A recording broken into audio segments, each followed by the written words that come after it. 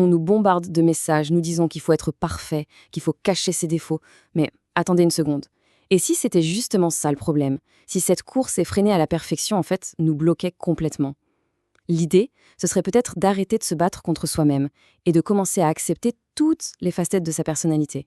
Oui, oui, même celles qu'on aime le moins. Voilà la question qui est vraiment au cœur de notre sujet aujourd'hui. C'est quand même paradoxal, non? Comment est-ce qu'un truc qui a l'air si positif, la perfection, peut en fait devenir un véritable piège, quelque chose qui nous freine? Eh bien, c'est exactement ce qu'on va décortiquer ensemble, pas à pas. Alors, pour commencer, attaquons-nous à une idée qui a la vie dure, le fameux mythe de la perfection. On va essayer de comprendre d'où vient cette illusion et surtout pourquoi elle a autant d'emprise sur nous. Il faut le dire tout de suite, la perfection, ce n'est pas une norme à atteindre. C'est une illusion, une pure construction sociale. Et les grands architectes de cette illusion, aujourd'hui, ce sont les médias, et plus particulièrement les réseaux sociaux.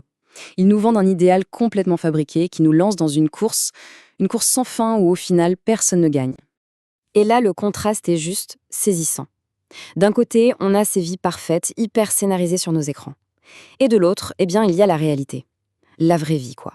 Avec ses hauts, ses bas, ses doutes, ses imperfections. Et ce grand écart permanent entre les deux, c'est une véritable machine à créer de l'insatisfaction. Et attention, le coût psychologique de cette course, il est énorme. On se retrouve très vite piégé dans un cercle vicieux. On se compare, donc on s'autocritique sans arrêt, ce que bien sûr bousille notre estime de soi. Et au final, on se retrouve avec ce sentiment pesant de n'être jamais, jamais assez bien. Mais le problème, il ne s'arrête pas à la simple poursuite d'un idéal impossible. Non, le vrai danger, c'est ce qu'on fait pendant cette course folle. On se met à rejeter des pans entiers de qui on est. Et ça, ce rejet, ça a un coût. Un coût très lourd. Bon, alors, parlons-en de cette fameuse part d'ombre. Qu'est-ce que c'est, au juste? Oubliez tout de suite l'image de quelque chose de maléfique ou de mauvais. En fait, c'est beaucoup plus simple. Il s'agit de toutes ces émotions qu'on nous a appris à cacher, à considérer comme négatives. La colère, la tristesse, la peur. Bref, des émotions 100% humaines qui font partie de nous, tout simplement. Et vouloir réprimer tout ça, franchement, c'est comme essayer de maintenir un ballon de plage sous l'eau. On peut forcer, on peut y mettre toute son énergie, mais à un moment ou à un autre, il va forcément remonter à la surface.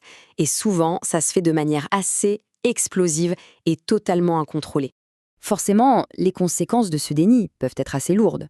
Quand on refoule ses émotions, ça peut déboucher sur de l'anxiété, de la dépression, ou même des réactions complètement disproportionnées, comme des explosions de colère. En fait, en niant une partie de soi, on ne perd pas juste en authenticité, on se coupe de son énergie vitale. Bon, on a pas mal parlé du problème, maintenant la question c'est, concrètement, on fait comment? Comment on passe du rejet à l'acceptation? Et surtout, comment on transforme cette part d'ombre en une véritable alliée? Alors attention, c'est un cheminement. Ça ne se fait pas en un claquement de doigts. Tout part de la conscience. La première étape, c'est d'identifier et de nommer ce qu'on ressent. Mais sans se juger. Ensuite, un peu d'introspection pour essayer de comprendre d'où ça vient. Après, il faut que ça sorte. Il faut l'exprimer, que ce soit en parlant, en écrivant, en créant, peu importe. L'étape d'après est cruciale, le pardon. Se pardonner ses erreurs passées pour se libérer. Et tout ça mène à l'étape finale, l'acceptation. Accepter qui on est. Avec ses forces, oui, mais aussi avec ses limites. Ok, accepter, c'est bien, mais on peut aller encore plus loin. Ici, au lieu de juste les accepter, on pouvait carrément transformer ces émotions soi-disant négatives en véritables forces. C'est exactement ce qu'on va explorer maintenant.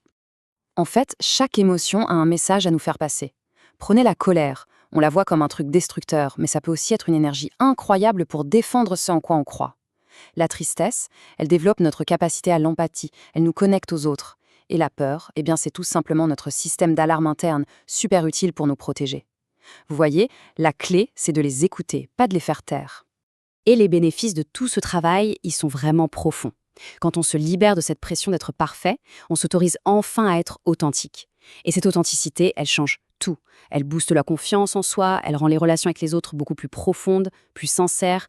Au bout du compte, la vie devient simplement plus riche, plus épanouissante. Donc, si on devait retenir une seule chose, ce serait ça. La vraie liberté, ce n'est pas de courir après une perfection qui n'existe pas. C'est d'accepter notre humanité, dans son entièreté, avec la lumière, mais aussi avec l'ombre. C'est là, et seulement là, qu'on trouve la véritable authenticité. Et on va terminer là-dessus, avec une question pour la route. Si on arrêtait de la combattre, cette part d'ombre, quelle force, quelle ressource insoutenue est-ce qu'elle pourrait bien nous révéler? La réponse, bien sûr, elle est propre à chacun. Et c'est peut-être le début d'un cheminement personnel assez fascinant.